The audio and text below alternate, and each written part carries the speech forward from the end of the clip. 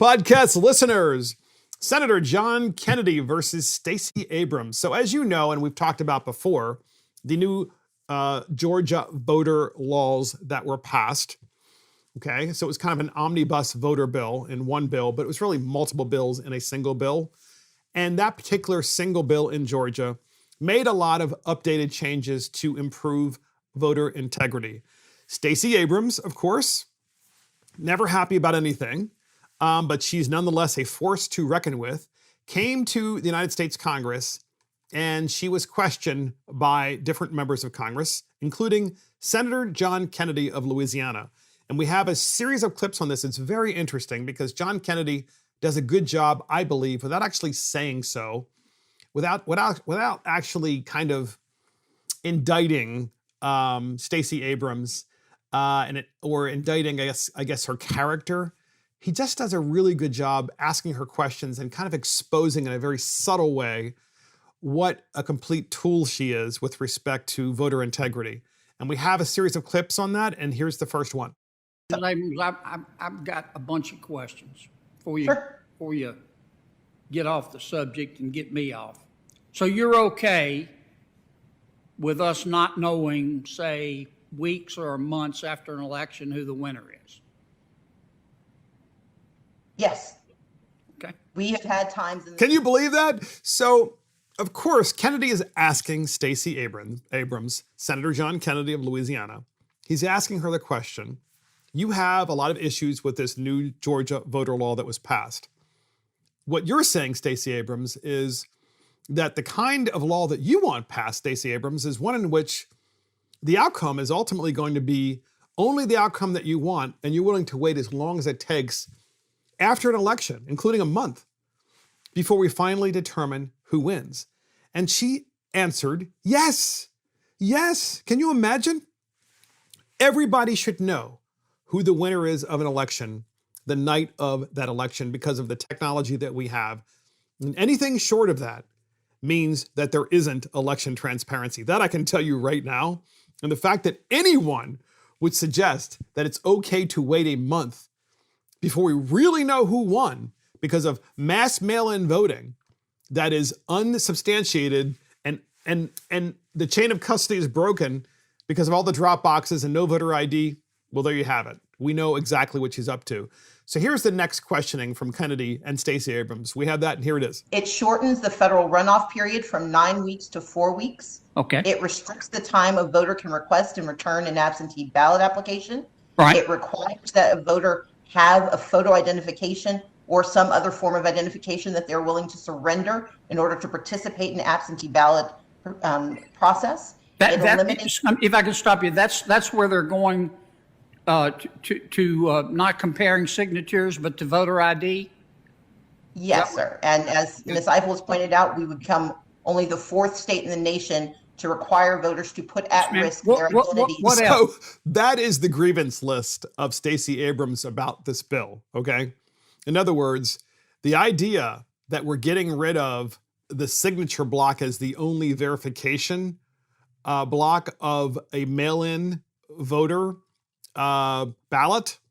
So, of course, the current way they did it in Georgia last year was you signed the ballot and then you mail it in, and that's good enough, right? And allegedly, there's a machine that looks at your signature and says, "Oh yeah, that's you." Well, we don't actually know if that was really happening last year because no one actually said it was or wasn't, or what degree of accuracy, because apparently those machines, the degree of accuracy can be altered while you were counting the ballots. So what Georgia did was they said, well, obviously that's not right. That doesn't work. So in addition to the signature, not in lieu of, but in addition to the signature, we're going to require that you provide your voter ID on your ballot. And Stacey Abrams is saying, well, that's wrong. We shouldn't have that. We should have that much murkier thing called a signature block, and that should be sufficient. And of course, everybody knows that that is not even close to being transparent. So we have a series of more clips about this. Just gives you an idea of what a tool she is. And here's the next clip. If a state decides to require a voter to prove who the voter says he is or she is, You consider that racist? Not at all, sir. Voter identification has been a part of the American theory of democracy almost from the beginning. You're okay with it? I support voter identification. Yes. Okay. No, she doesn't. She just said in the same interview in the prior clip that she doesn't want it on mail-in ballots. So the woman is a complete and utter tool and an utter liar. And this is why it's so important for us to do these kinds of long segments with these clips so that you can hear the contradictions and what they're really up to. And so here's the next part of this interview. Listen to this. Here it is. How about ballot harvesting? And I heard earlier you were talking about letting the tribal elders collect ballot. I'm not talking about that. I'm talking about where the parties, and believe me, both parties will do it and probably are doing it, pay operatives to go out and help people with their ballots and collect their ballots. Are you okay with that, or are you against that? I don't think it's an either or situation. I think it depends on what the conditions are, what the rules are, but making it easier for those who want to participate in elections to do so with safely and securely, I think it's. So you're okay with ballot harvesting? No, sir, I did not say that. I said, because that is a term of art that encompasses a wide range of behaviors. And even your example. I'm sorry, but I'm trying to get down from the platitudes and understand what you're for and against. So there you go. So she's like, yeah, well, that's bad, ballot harvesting. But ballot harvesting is good. So, obviously ballot harvesting with Stacey Abrams is good because that is exactly what she did in the 2020 election. It is the single reason that, and combined, of course, with no voter ID, with mail-in ballots, it was the single reason, ballot harvesting, that she was able to turn the state of Georgia to blue, not just for the president, but also for the United States senators.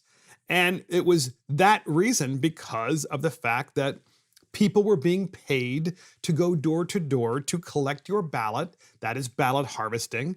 And then, of course, turn those ballots in. And we have no doubt that many of those ballots were filled out by the ballot harvesters because, according to Stacey Abrams, people it needs to be easy for them. You can't make it hard for them where they actually have to provide their voter identification on their mail-in ballot and then drop it off into that pesky drop box. We need harvesters to do that for them because these people aren't capable of doing it. And that is insulting, I think, to black people and white people alike. But it's good that we're finally exposing who she really is because this is who the left is. And so here's the final clip in this series with John Kennedy and Stacey Abrams. Here it is. Help me with this. Let's suppose that the Republican Party wanted to hire people to go out and knock on doors of voters and say, have you voted yet with your mail ballot? And they say no. And then the operatives are told to contact the voter and say, let me help you with your ballot. If you have any questions, I can even suggest who you might want to vote for. And after you vote, I'll collect the ballot for you and you make it easy. Is that okay? Sir, I'm both an attorney and a former legislator. And it is not simply the words that you're saying. I'm an attorney and a current legislator, and I might trade places with you. But keep going. And so my point is, as you and I both know, that the context, the rules, and the structure matters. Now, in the very narrow circumstance that you just described, if there are no controls and if it turns into buying votes, of course I object to that. Okay. But if you look at the piecemeal components that you're describing, and if we are talking about how do we make it easier for voters to participate in elections, I'm not certain what that looks like, but what you described in this very specific and narrow construct, it sounds like you're in violation of a number of different rules.